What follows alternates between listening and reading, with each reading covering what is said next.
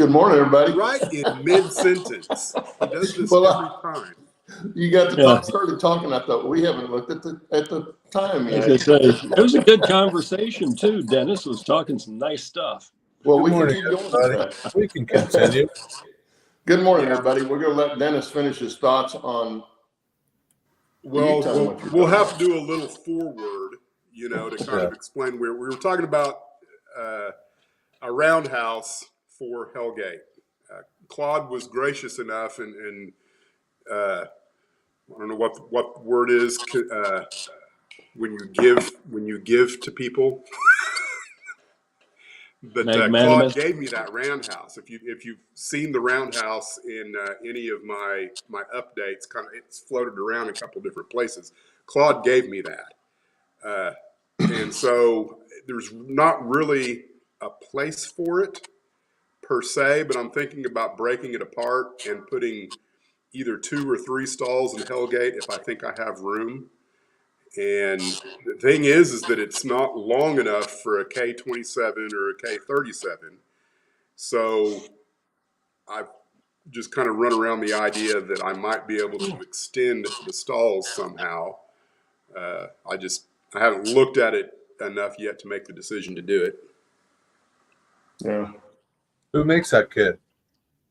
It's a Master Creations Master kit. Creations, yeah. It's a real nice kit. It's done out of dental stone, so it takes paint and stain really well. Are they still in business? I'm sorry? Are they still in business? No. No. If you find them, you're going to find them on eBay or someplace like that. And there's still some out there, and I've got several of them. On my tram house, the lower tram house is actually the Leadville Powerhouse kit that they put out. But I'm only using the dental stone part of that to add in. I'm kind of scratch built around it and kit bashed it kind of thing. But I love the dental stone for taking this stain and stuff. It just works really well.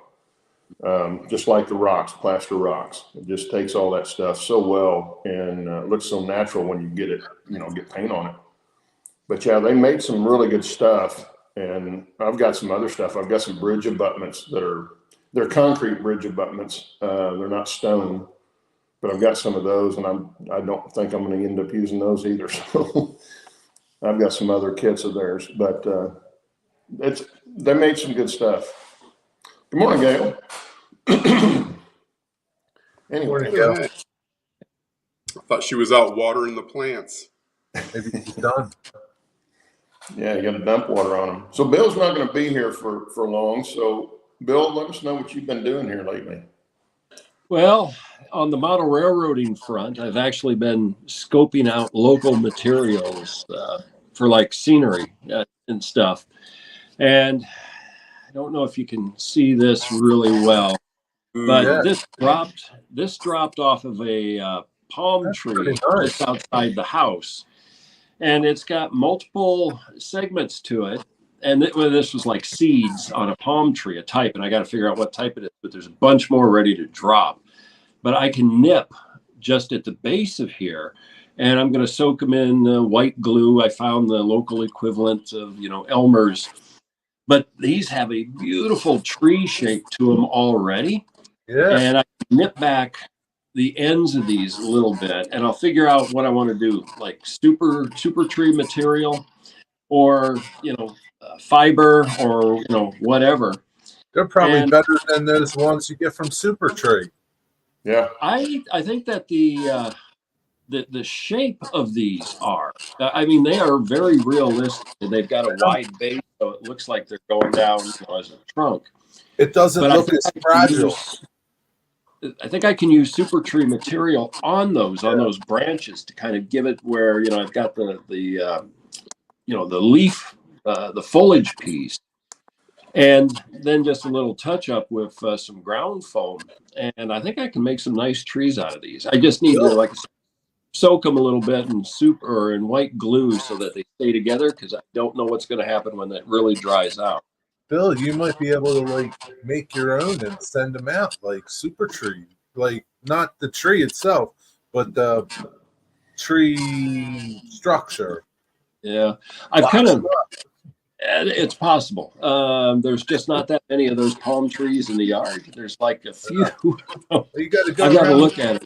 What I might do is if I start to feel I need a bunch, is offer a little bit of money to the local kids to, I can show them, this. I'll give you like 5 baht each one that you bring me, which is just pennies. Yeah.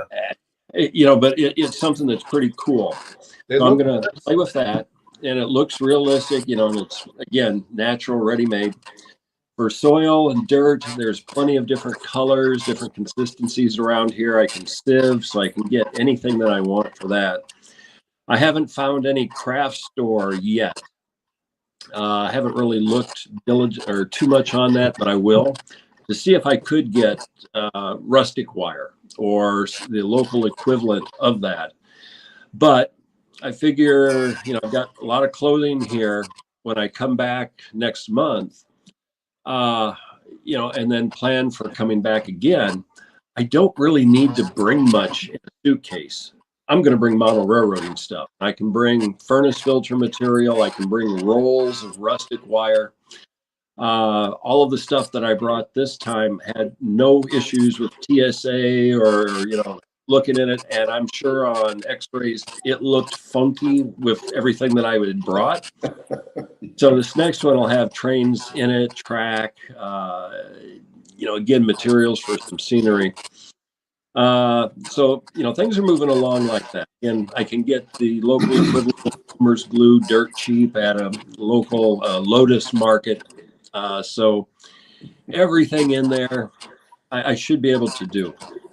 And a couple of weeks ago, just after the last show that we were all on together before I lost power, I got a nice 2022 Toyota Hilux extended cab 4-door diesel pickup. Beautiful truck. Yeah, beautiful truck sitting out there right now. $11,000 US. You like it? Wow. Yeah. Oh yeah. Yeah. I like it. And it's diesel. Diesel fuel here is a little less expensive than diesel fuel stateside. And this truck seems to be getting really good mileage. And here, it's not like there, where you drive, you could drive. Well, Dennis, I'm sure you put a lot of miles on every week with what you do. Here, it's not that way. The nearest bigger city is about 7 miles. To get to the next size city is about another 7 miles beyond that. And then to get to a big city is probably about another 20 miles beyond that. So the drive, you just don't drive much like you do in the States. The States, we're car dependent. Here, like, well, you know what? You can hop on the motorbike, and if you've got a bicycle, you can, bicycle to the next village or go to a market. You don't have to have a vehicle, but I had to have a vehicle, and this one's big, 4 doors. So if I So, like, are you the big cheese in your area with that truck? No, they're common because in Thailand, it's like the Detroit of Southeast Asia. So there's Ford Rangers galore, there's Toyotas, Isuzu, Mitsubishi, and Nissan, and pickups seem to be the favorite thing. There are a few cars, there's a few SUVs, but pickups are what you're going to see on the road probably 75% of the time. Yeah. Wow. It's just fun. It's different. But now that I got the pickup, I can go to the factory or service area, whatever they want to call it, that makes the refrigerator units. And I can take somebody with me and see if I can get some of the foam core that they've got that's used out of old refrigerator or freezers. And that would be the next step for me, is to just make sure that I can get something that's kind of workable for a base for a model layout. And then probably next week also start to look for different, or look at different outbuildings that I can get, that I can put out in behind here. And it would not take much to run power. A lot of them come with a little air unit that's, one of those little higher ones. it's just not expensive to live here. But I did have fun the past couple of days, and Claude, you'll like this. I played plumber because the village well capped out. So I got to help the village elder and a couple of guys that were the plumbing contractors go. We hoisted out by hand about 100 feet of PVC pipe out of the well, broke it at its 10-foot sections to get to the probably a 4-inch Grundfos pump that was just scaled over with lime like you wouldn't believe. They got it cleaned up, and yesterday we got it back in the hole, and got water back to the village because it wasn't pumping nothing.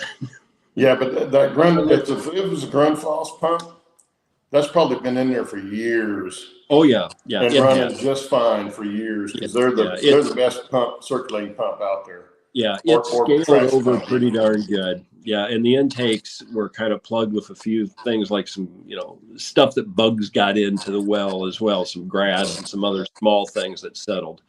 Yeah. But the water here is hard. Every pipe that you crack open to look inside has got, scale crusted over and, like 1/8 inch, 1/16 of an inch. Yeah. So it's been fun. So I'm doing okay here. I'm enjoying life.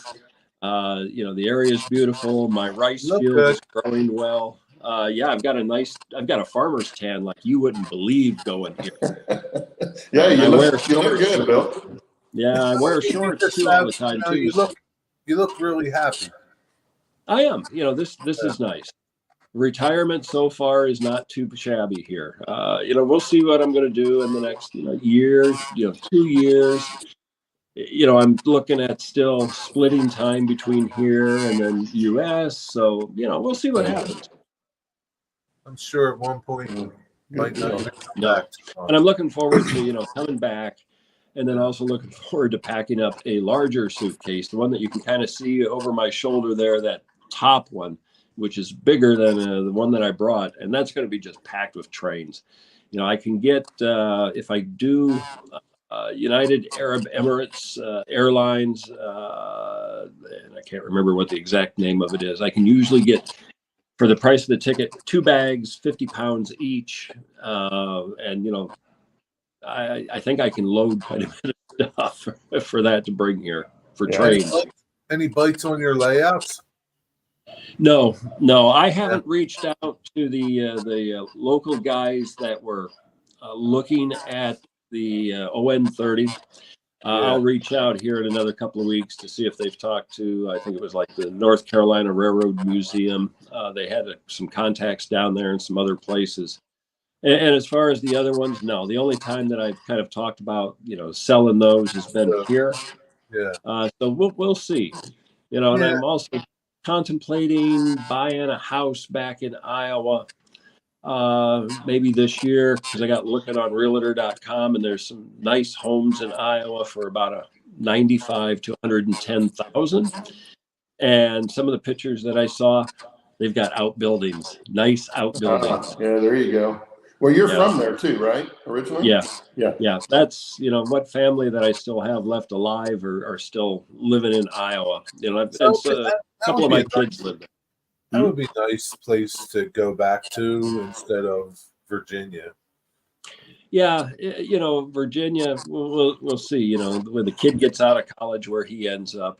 Virginia is lovely. It's beautiful there, without a doubt. But going back to Iowa, I can get that's dirt cheap, that's 2 to 3 bedroom, 1.5 to 2 baths, about 1/2 to 3/4 of an acre. And like I said, the ones that I'm looking at, true double car garages or like machine shed outbuildings. Like I've said, I don't need to park a vehicle inside a garage. Garages are not meant for cars. Just my. Don't tell my wife that. It's like if I had a 2-stall garage, or really a true 2-stall garage, probably a good third of it I would be a woodworking shop again, maybe half, and I would do, kind of like Dennis, kind of like what you've got set up. You've got a nice workshop area, and I had that. I can pull the car in if I need to, but you seldom need to. Yeah. Right. Yeah, and that's kind of what my thought is. We'll see what the future holds. Yeah. Well, when it gets really hot outside, it's nice having the car parked in the garage. Or when it's icy outside, it's nice having it inside. Getting in and out of it in the garage as opposed to outside, because we did that for years and years and years, and now we've got a garage, and so the cars go inside. But it's a 3-car garage, so the center part is where everything gets stored. Not everything, but a lot of stuff gets put. Yeah. But yeah, she wouldn't do without a garage now. Yeah, and I wouldn't do without an air conditioner in a vehicle here for sure. And probably, although here is actually cooler than I think a lot of you guys are experiencing. Probably, yeah. It's been pretty hot. It's been up in the 90s with pretty good humidity here for the last couple of weeks. High 90s. We've had triple digits here the last couple of days. Yeah, it hasn't hit that hot here. It averages between like 89 and 95 daily. But, and you know, middle of the day is like sort of like siesta time. Everybody just kind of, unless you're working in a business, everybody just kind of takes it easy, takes a nap, relaxes for a while until it starts to cool down in the afternoon when rain starts to move in the area and you start to get the outflow that's cooler, and you can do stuff. But it's a quiet, peaceful life. I'm happy. Well, good. And with that, I guess we didn't go over the chat today and see all who's here, but you guys can see who's here. Steve's phone went out on him. Excuse me. Went out on him, so he's not going to be here today, and he won't be here next week because he's doing some more shuttle bus driving. But we'll see what happens after that. And I'm going to drop. I've got a few things to do here, because it's late in the evening. Time for Bill to call it a day after the day I've had. So y'all take it easy, and we'll talk to y'all a little later here. Take care, Bill. Yep. Take it easy, Bill. Man. So anyway, Bill's out in the rainforest with he didn't tell you about the snakes. He told us about the snakes. I must have taken a cup of coffee when that happened. Yeah, the green tree snakes. He was pointing. He goes, "Well, I gotta go get my phone stand." So you're gonna see the ceiling. And he said, "Look, right up here was a vent." He said, "If you see a snake come out there, let me know." Because something with the roof and the drain on the roof or something. He said snakes get in there from time to time, but they were the green tree snakes, whatever that means. Excuse me. Don't you guys have snakes in Oklahoma? Oh yeah. Yeah, but in the city you don't get them too much. I've never seen one in the wild personally. No, you never seen one by you, Dennis? No. My wife saw a rattlesnake. I haven't encountered when she was a kid. Wild. Yeah, my wife. Not me personally, anyway. I had a buddy that I was working with. He took a leak on one. I can't remember. It's back when I worked on windmills, so it's been, over 20 years ago. I almost stepped on one. He literally took a leak on a baby prairie rattler, and I didn't. Yeah. Well, my wife, the reason she's got the phobia of them is she was at Girl Scout camp back when she was a kid. And the three of them, they had the tent cabins, the wooden sides with the tent top on them, canvas top, and they were sitting out front on a bench, three of them sitting there kicking out, little kids kicking their legs back and forth and kicking their toes in the dirt. And their counselor came by and said, "Girls, I want you to stand up and come to me." And they did. They came out to her. They'd been kicking dirt on a rattler that was curled up underneath the bench, and they had just covered him with dirt. and ever since then, they got a big snake phobia. You can't even say snake to her. Yeah. But, yeah. But anyway, yeah, I've seen them. I've seen not copperheads, some water moccasins here. If you're down around the lake or something like that, you might see some of those. But other than that, all you see around here are grass snakes. And you see those. I've seen plenty of bull snakes. Yeah, we don't see that here. I leave them alone. They help take care of the rat pop. So Yeah. In the city, you don't see any of that kind of stuff. And we're out kind of on the edge of city, but we don't see snakes here. I see, deer and stuff. Somebody posted the other day on their camera in the front of their yard, 2 deer walking across their yard. And it's built up out here pretty good now, so you don't normally see them in the neighborhood. But just north of here, about 3 blocks over, there's about 3 square miles of just wooded area.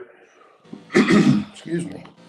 And the deer get in there pretty thick, so they come out every once in a while. But no snakes, thank goodness, because she'd be going crazy. So anyway, what are we going to talk about today besides snakes?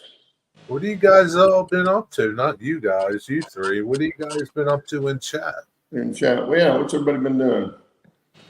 Well, Bernard went and chased down the big boy, I think, because he sent me a video. Why didn't you post it on your channel, Bernard? Yeah. Let me see if I can find it. If I can. yeah, I've seen a few people that's kind of in our circle that Cameron, what's his channel's name? 121, Caboose 121. Yeah, he Caboose 121. He's got some video out there. That was cool that it had freight on it. Yeah. Yeah. I would like the same video. I would like to hear the big boy pull something. That's kind of one of those things. Right. I mean, so it's not working, period. Yeah. If you go watch 10 videos of a flyby of the big boy, you're going to hear rod clank. That's what you're going to hear, rod clank, click, click, clack, clack. You're not going to hear the steam engine working. I would like to hear what it sounds like pulling an actual load. I think that would be cool. I understand why they don't. I get it, but it would be nice to actually hear that sucker, what it really sounds like when it's working. It's very loud. Yeah, but it's meant to work. I don't understand why they wouldn't want it to. Well, once it gets up to speed, it's not working near as hard. No. It all depends on the grade that it's pulling. But they carry a diesel goes with it, but the diesel's not doing anything from what I've been told. No. It's there for the dynamic braking. It's there for that, and only if the big boy were to have a problem or something, they're not stuck on the line. They can at least get off the line. But as I recall, I'm thinking that thing can pull a 5-mile train. I think it by itself to this day can supersede any one locomotive that's running the rails today. And so, whatever they've got behind it is it's no challenge for it whatsoever. Yeah. It's, once it gets up to speed, I mean, the town that I saw it in, of course, that's fairly flat. I don't think there's any grade there at all. They came through about 45 miles an hour. And I mean, we were standing 35, 40 yards from the tracks, and it was loud. Yeah, because it was still working it, but yeah, it was very loud, and it was getting it. Like, of course, it didn't have a whole lot behind it. Which was louder, the clack of the rods, or was it actually chuffing? What I noticed? It sounded more like a furnace. What you get on a furnace. So I'm thinking it was a lot of the air, maybe even coming through the boiler that I was hearing, because it was a roar. I mean, it wasn't. Well, it wasn't exhaust chuff, right? No, there wasn't a lot of that. I mean, it was doing that, but not a lot, because they were already up to speed and they didn't slow down there. I was hoping they'd come through slow, but they didn't. They came through pretty fast, which was dangerous, because there had been, just before they got there was kids up on the tracks, putting pennies and stuff like that on the tracks. And they were standing there. I guess they thought they were going to stand on the ballast there while I came by. And I figured they'd have a lead rail car come through and get everybody back, but they didn't, because this was a small rural town just east of here is where it came through, and I was kind of worried standing there, and then of course I thought, well, they'll just barely creep through this little town on the way to their next stop, but they didn't. They came through about 45. I mean, it was moving when it got through, and it was Probably the posted speed limit. Well, plus the diesel engine, even though I'm sure it wasn't doing any pulling, the engine on it was on. So, those things are loud too. But it was loud coming through, a lot louder than I expected it to be. Nothing like a narrow gauge steam engine. Nothing like that. Cause I've heard those pulling a load. Yeah. I've heard those pulling the K36 pulling a load up to 4% grade. And yeah, it's loud, but it's not anything like the big boy was. The big boy was just tremendously loud. One of these days, I'm gonna get a chance to see it. It hasn't worked out yet. Yeah, I'd equate it to sounding like a 4-hour drive. Yeah, it's been at least a 4-hour drive one way to see it, and there hasn't been an opportunity that I could get it done yet. Maybe next year they'll come through Oklahoma again. I don't know. Yeah, when you're standing there and it comes through, when you hear it live, I would equate it to a jet airplane. That's what it sounded like. It was just a lot loud. I was expecting a chuff sound or more of that than what it got. It sounded like it was, winding up to take off is what it sounded like. It was pretty loud.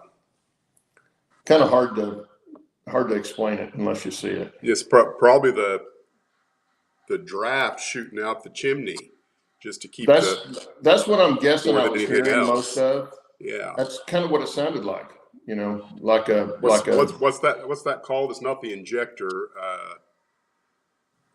There's a term for it, because that's what you have to turn on when you're first firing it up to make sure that all of your you're pulling a draft through your fire. Oh, yeah. I'm trying to think. Maybe somebody in chat knows. Steve's not here. Steve would know probably. Yeah. By the way, he took his train up to Train Mountain over the 4th and had some problems.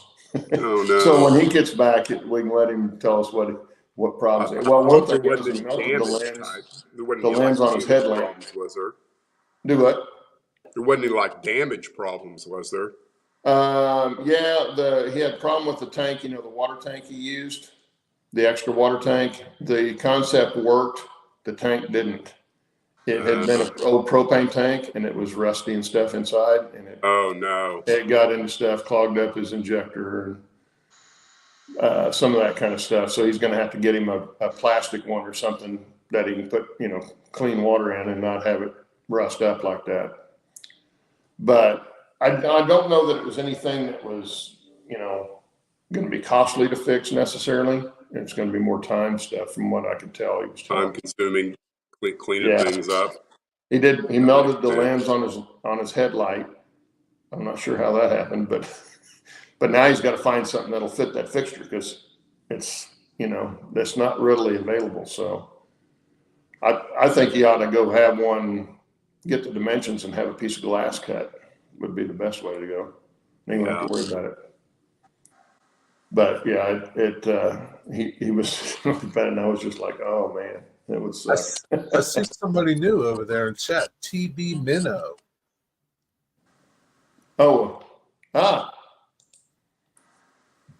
Just sitting here sorting through his train collection, trying to purge.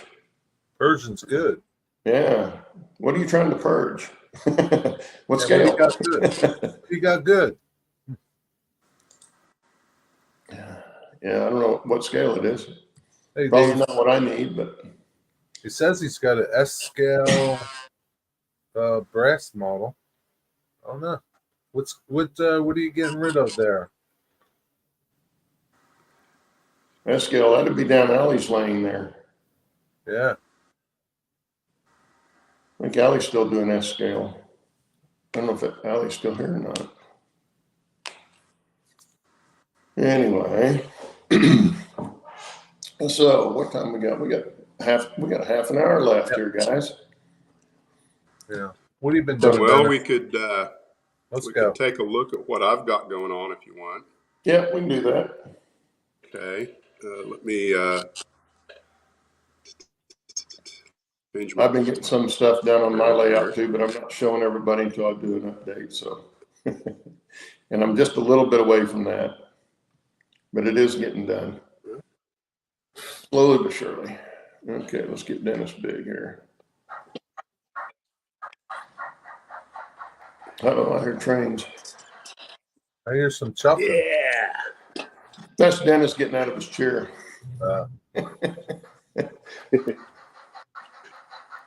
Look, it's the 462 with some passengers. There we go.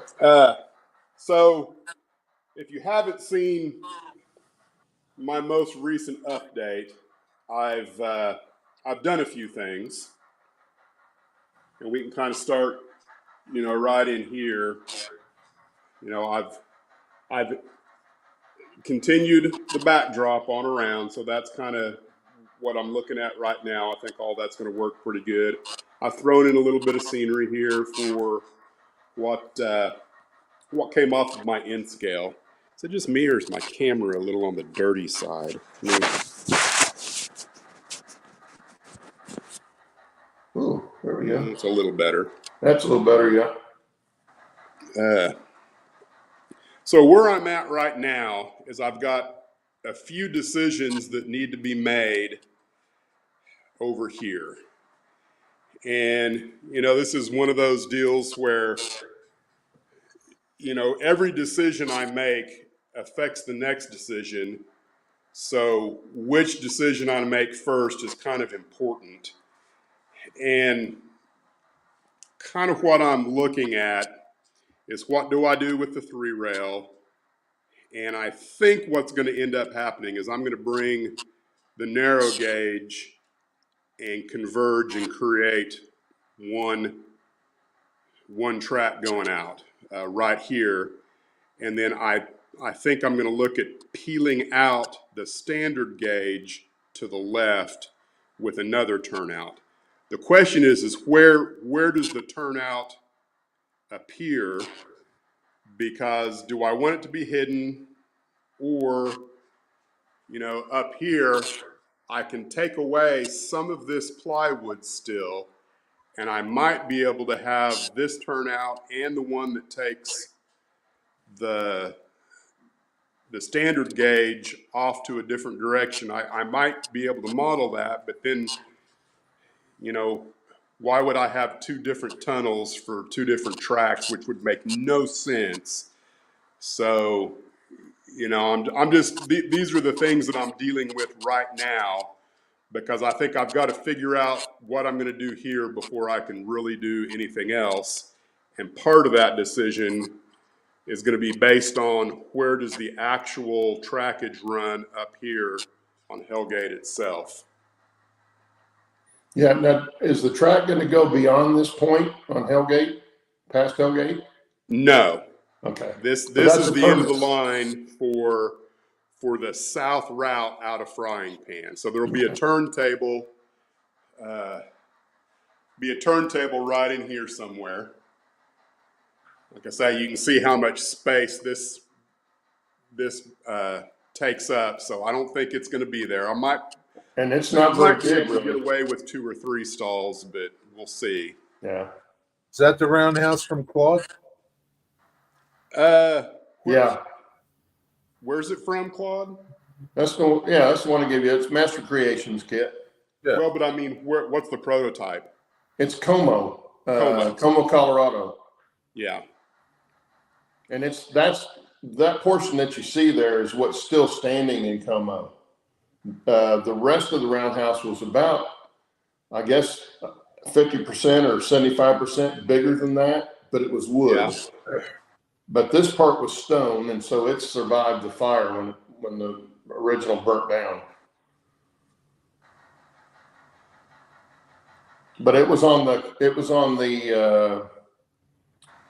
what would they call that? The South Park, Colorado South Park. Correct. Denver, South Park, and Denver and South Park. Yeah. Denver. Yeah. Denver, South Park, I'm and pretty Pacific sure. DSP&P, I think, is what it was. Yeah. Which eventually I think the Colorado and Southern ended up with it, if I recall. Yeah. But Probably so.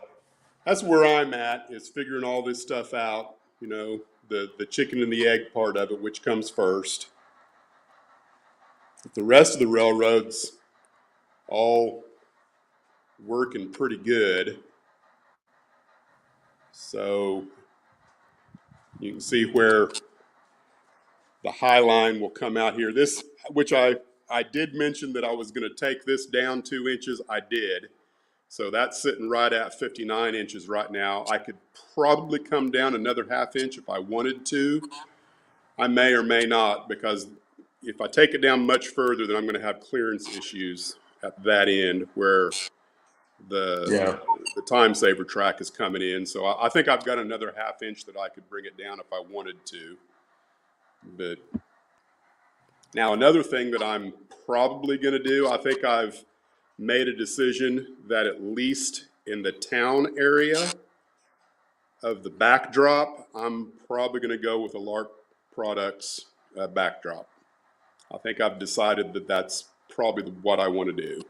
Well, and if you do that, Dennis, if you find something you like on there, but you need it shifted or reversed or any of that kind of stuff, just let him know. He's really good to work with and can do that kind of stuff. So cool. He can take stuff out of the picture too. So if you've got some, I think he can take out, like if it's got modern buildings in it or something, he can take that out also. Yeah. Now through here, my plan through here is basically just to be all sky, and the mountain will connect to the backdrop, and then I won't have to worry about painting anything up here other than blue sky. Yeah. And then whatever backdrop I use back there, I'll cut the sky out so that the sky is the same color. I won't have to worry about matching blues with the backdrop, which that might be easier than I think. But I haven't decided what I'm going to do with the time saver. I may do the same thing. In other words, everywhere where I have a town, go ahead and do a printed backdrop, and then the spaces in between, can I make it just blue sky? Yeah. Well, that's be a lot more economical that way, that's for sure. Yeah, I mean, that's the whole reason why I really didn't want to mess with any printed backdrops, is because they are a little on the pricey side if you get nice ones. Yeah. All of the ones I've got were $100 or better, except for one. One of the shorter ones wasn't, but I also did mine as I was going, so it didn't hit me quite as hard as if I'd bought them all at the same time. But yeah, he's really good to work with, and can change the picture, some aspects of the picture, take stuff out and reverse it, that sort of thing. Blend. I think he can also blend some, together. But he also has, if you look on the page, and I've downloaded it, can't remember if it was a CD. I think it was a CD. And if I've got it, I'll just send it to you. I'll have to look for it. But it had backdrops that you could print out on a printer. Yeah, I've seen somebody do that. Say again? I've seen somebody do that. They had the CDs and they printed their own backdrop. Yeah, this has got a bunch of scenes. What it's really good for is he's got like billboard stuff on one of them, and building interiors on some that you can put inside buildings and stuff. I haven't used a lot of them, but I've got them, and I need to find that CD. I know I've got it here somewhere. But that's another thing you can get from him, and then you can probably pick from that and have him print some of those, because there are some different scenes that he doesn't have on the main site. Yeah. Because the main ones I pulled from were Colorado mountains, Colorado autumn, and there was one other that I pulled from. I think that Yeah, I've got a few that I've looked at in mind, because up there I don't want any close mountains. I want there to be distance. Well, what do you got right back there in that middle thing for backdrop? Do you what? painted that. You painted Back that. here? Why don't you want to? Yeah, why don't you want to paint the top one? Well, there's a couple. No, it's just a different question. reasons. Don't you think it would like you got this painted scene below, and then you're going to have this photographic scene up above? Don't you think they Well, would like up here, clash? I don't know. Again, up here, I think it's all going to be blue sky. Oh, If you're talking specifically about what's above this painted backdrop here, I'm pretty sure that's all just going to be blue sky. So therefore, it will match. Now, the reason why I'm thinking about doing the scenes behind the other locations is just for speed. I'm thinking about the Rob Bennett philosophy of model railroading. You can either pay with time or you can pay with money. And the time spent painting, an 8 foot, or really that there would probably be closer to 12 feet. And then also the worry of, is it going to look good? I'm still not convinced that everything I've done back here is not a complete accident. And then when I go to do it up there, that I end up with something that I absolutely hate, where if I spend, $150 or whatever it is to get a printed backdrop, I could be done in 10 minutes and I know that I'll like it. So that's kind of the whole philosophy, my decision making. Same thing with, That's why I went that way. yeah. Because I wasn't, I was scared enough painting the rocks, and those don't have to be, those are pretty random. It's a little easier to do that, but you're starting to do the trees in the background and mountains and the shading just right and everything, to me was a lot tougher to do, and I'm just not that kind of artist. Train junkie. No, I haven't. I'll look at that. There may be a link. Well, just look up Train Junkie. That's the one Jason uses. Train Freak does.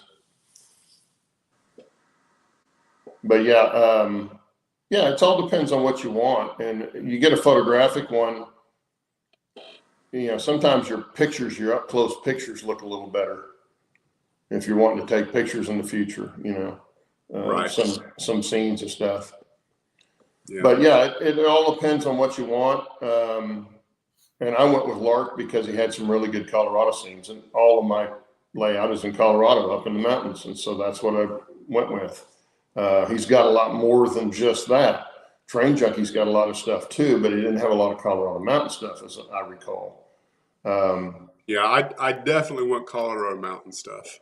There's another one, Joey Ricard at Trackside Scenery's got some stuff, but most of his is the eastern United States, Virginia, Pennsylvania, West Virginia, places like that. So the mountains are completely different. Different kinds of trees. Trackside Scenery. Yeah, his name's Joey Ricard. He's the one that I saw the touch toggles from Bennett Hill trains on. He had him on his show several years ago, and Joey's not done a lot of stuff here lately, but he owns a printing business, I guess. But he's got a pretty good channel too. If you ever want to go over and look at it, he's got a lot of different stuff on there. Oh, he's got a channel too? Yeah. But it's Trackside Scenery, and his name is Joey Ricard. So you can look up either one of those and probably find him. I have to check it out. Yeah, because I'm looking for some backdrop for my layout. Well, if you're wanting Eastern, if you're wanting Eastern, I know Trackside Scenery's got a lot of good Eastern ones. Yeah. And if I remember right, Train Junkie does too. but I've only looked over there a couple of times, and it's been a while. So no, Yeah, but that's if you're Hobby just Lobby's looking got for some clouds and skies, that might not be a bad way to go too. What Wilmer suggests there. and there's a gal in England, and I found it on eBay, and I bought a couple from her, and they're the ones that I ended up giving Steve for his N scale because they really matched the N scale size better than they did the HO size. But they were cheap; they were $15 a piece, and about 4 foot long. But I needed a lot bigger, taller, and all that kind of stuff than what those were. So I ended up giving them to Steve, and they worked great on his layout because his layout's not all that big. So But Wilmer, what are the ones from Hobby Lobby like? Are they on paper or are they? you know, I've seen them in the store rolled up, but I've not seen them, Out? Yeah, out. I didn't know they had anything like They're that. not real tall though. He They're calls it only, wallpaper. I don't know if it actually is I don't or know, not. 16 inches maybe. Wilmer could answer to that, the size of it better than I could. I've not seen it except rolled up in the store. And that's a true statement there. A good Yeah. backdrop definitely makes a difference in the overall effect of what's going on. Yeah, like Even a bad backdrop painting, in my opinion, is better than just a white wall or brown. You can really see it. You can really see it in my mining district, in the backdrop that I found back there. And when I was first looking at Lark Products, I would not have picked that backdrop. But at the time, I wasn't thinking the mining district up there either. But once I changed to doing a mining district, and I went back and I saw that picture, I thought, oh, this would be probably pretty good because it had no mine in the background.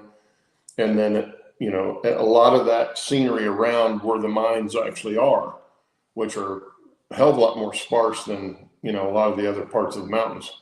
They don't have near as many trees around and stuff like that because they cut all the trees down and used them for lumber for the mines. Lynn says DIY and digital has a Hobby Lobby on his layout. So I guess if you want to see what it looks like, you can go take a look at it there. Yeah, you shouldn't just stay with one company unless they really work for you. Lark happens to worked for me. But I wouldn't say everybody, and they have a lot more stuff than the Colorado Mountains. They have a wide variety of stuff. They got city industrial areas and all that kind of stuff. Did you get yours printed on the more durable? I forget how he. It's like a 4.5 mil poly vinyl sheet. I don't know if you've ever seen shower pan material, vinyl shower pan material. It's basically the same stuff. So, in your opinion, was it worth the upcharge, or did you do that? Well, I don't know because I don't know what the others are actually like. But I knew I was going to want to put it up with two-way tape and not stick it completely to the back because I know what happens there. You get bubbles and stuff under it. So he's got a peel and stick one, or he's got, plain ones that you can glue up on your own. But I didn't want those. I wanted to use a two-way tape. So I used a 3M two-way tape, the heavy-duty stuff. Works great. And you can stretch it out, and you may get a little wave in it, but it doesn't look like a bubble under something, Yeah, I think the way he describes it is that it easily masks imperfections in your background. application of whatever it is you're putting it on. Yeah, I like that idea. Yeah, because I don't like the idea of going back and doing drywall work over the top of my. See, and I didn't do any of that. I didn't do any kind of patching between joints on the masonite. I stuck mine straight up on it. Why I'm considering doing it is because I like the idea. And so do you feel confident that you could take yours back off and reuse it somewhere else if for whatever reason you needed to? Yes, I could. I'd have to take care. You don't just get up there and start pulling on it, but I have had to reposition it Right. after I got it up there. And most of the backdrop is only attached at the top and or the bottom, and then the ends. There's not a lot of it in the middle of the scene because it's not needed. If you get it at the top and let it hang, then if you need some at the bottom to hold it, straight or something at the bottom, you just put a piece on the backside and pull it down where you want it and then attach it to the But mason. you just put it in spots. You didn't put. Yeah, no, it's in spots, probably yay far apart, a foot, 15 inches, something like that apart. Just depends on where it's at. Yeah. And it basically just hangs. If you run your hand across it, it'll ripple, but who's going to be doing that? Nobody's going to be doing that. There's no reason to. Yeah. So it was real easy to work with. I put it up by myself, and some of those I've got a couple that are over 10 foot long. So, I took one of them. I had one that was 12 foot and the scene was a 12-foot scene. I actually cut it in, about a third, maybe a little over a half, something like that. And I put the scene on the right over here and this scene over here. And I've got a scene break in between and it looks like two different scenes. But if you took the picture and put it back like it was, it made all one scene. So there's all kinds of things you can do with it. And that goes for any backdrop probably as far as moving stuff around like that. But the two-way tape, I just used the heavy duty 3M two-way tape and it's probably a 1/16 of an inch thick. So it's not right back against the wall except where it's stuck. So as long as you don't stretch it too far when you put it up, it doesn't pucker or anything like that. It works really well. And it was only the heavier vinyl was only $1 per square foot more. And I mean, so I guess if you got 20 square feet, I have a hard time grasping how thick it is, but yeah. If you got 20 square feet, it's only $20 more for the higher end stuff than it was for the next one down. Yeah, it looked to me like that would be the way to go when I was kind of digging around on it. Well, I just didn't want to take a chance of the other one being too thin, so I went with the heavier stuff. And kind of like a heavy trash bag thickness for me. No, it's thicker than that. Oh, really? Yeah. Okay. So you're gonna make me go up there anyway, aren't you? No, you don't have to. Yeah, I can show it. Well, I tell you what. Keep talking, and I'll go see if I don't have a scrap up there I can bring down. Yeah. Okay. It's probably a good size thick. It's probably like I forget what did Heath get. Heath got I forget which one Heath got. Yeah, I don't remember either. He's been kind of quiet the last couple of days. Well, he's been Lynn away. Says, don't know if I can send some pictures to your email from my cell. Any idea? Well, I mean, guys, it's not like I haven't seen a lot of other backdrops. Yeah. Who is it? Canadian Locomotive. I've been to your channel. I've seen your backdrop. And it's just a matter of what works for me. And if you don't know me well enough, I tend to look at all aspects of what it is I'm going to do before I do it. So all my decisions are made, trying to make the most informed decision I can. A lot of research. Yeah, I don't just do something without thinking about the consequences, or I always try and pick what's best for me, which is what everyone does, right? Yeah. Yeah, we all do that for sure. Yeah, everybody's got their favorites, and they might not work for everybody. Well, I mean, at the end of the day, you're going to do what you're going to do because you made the decision. Not everybody has to agree with why you did what you did. That's the beauty of model railroading, is that you get to do things the way you want to do. And which is the advantage, in my opinion, of being a lone wolf over a club. Because when you're in a club, you know, you have to take everybody else's decisions, you know, what are we going to do? And then you might disagree with what 4 other people want to do. And then you're stuck with whatever decision they made. So if you don't know me by now, yeah.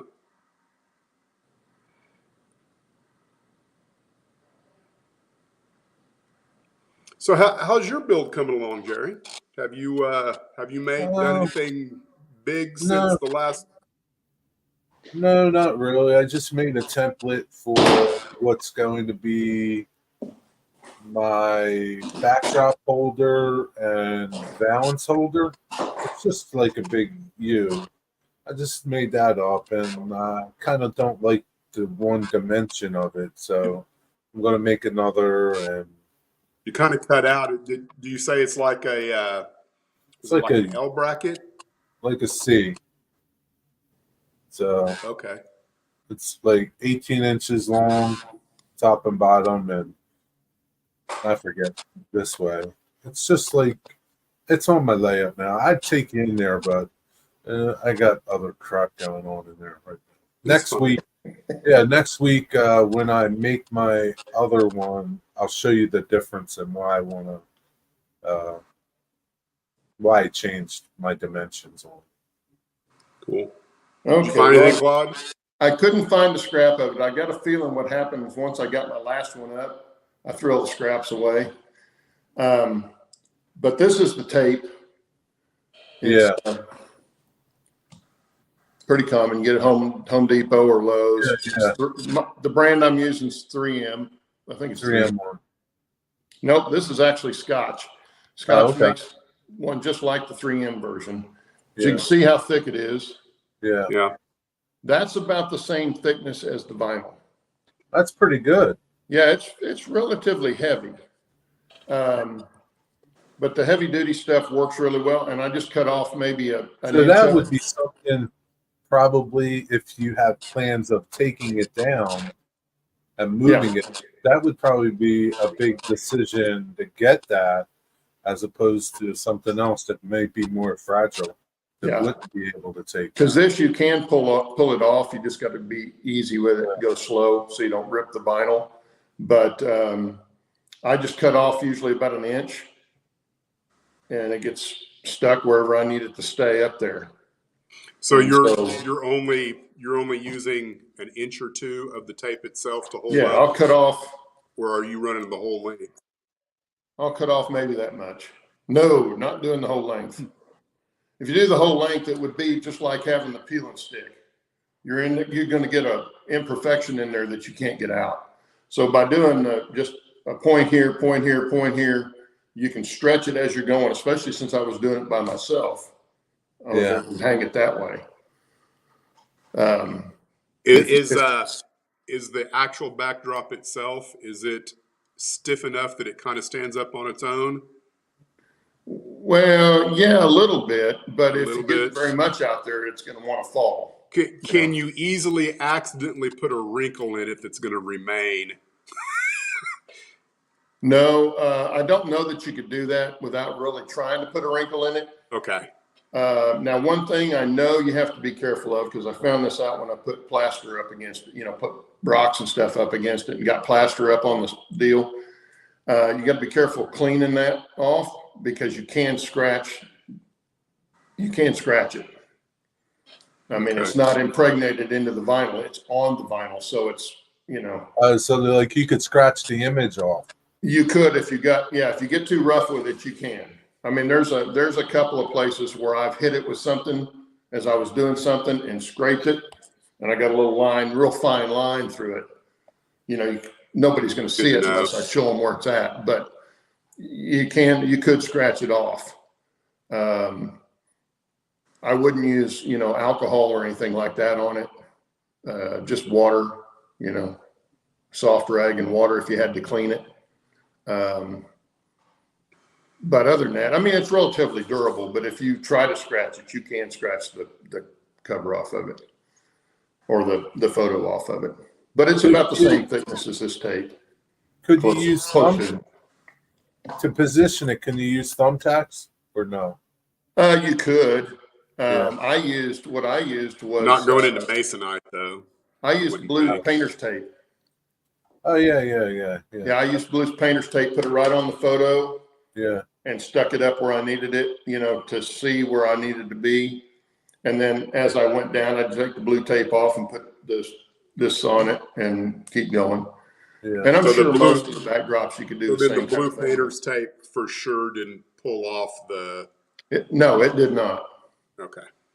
It did not. But if you were worried about it, you just loop it around, loop it back on itself and make a two-way tape out of it and stick it on the back that way. They do make a delicate painter's tape too. Yeah, but the regular blue painter's tape worked okay. But like I say, if you're worried about that, just loop it back and make a two-sided tape out of it and put it on the back side of the picture, back side of the backdrop. If you're worried about taking the paint off of it. All right. Then when you're going down with the two-sided tape, it makes it easy to pull loose and go down. I think that was our cue that our time's out. I don't know what Rick's question is about. I'm assuming he's asking about the tape, that's a very valid 3M question tape? that I would also. No, I think I've had some of it up there for over 2 years and hadn't let go yet. I think that 3M tape is designed for car emblems. Yeah, get the heavy duty one, not because there's a lighter version and it will let loose. Yeah. But this one's for outdoor use too. Yeah. Now it's not the extreme, but it's the heavy duty. And it's working fine. And it's, my backdrop's curved on a corner and it's still holding good on that too. So, I would say I'm not going to worry about it. If it does come loose, I'll just put another piece of tape on it. Yeah. So It's anyway, not cheap. we've used our time, guys. Yep. The last 3 minutes went by quick. Well, guys, we'll be back next week. Yeah, everybody. Steve probably won't be, but the rest of us, I think, will be here. So anyway, enjoy the rest of your weekend and have a good week. And we'll see you back here next week. See you next week.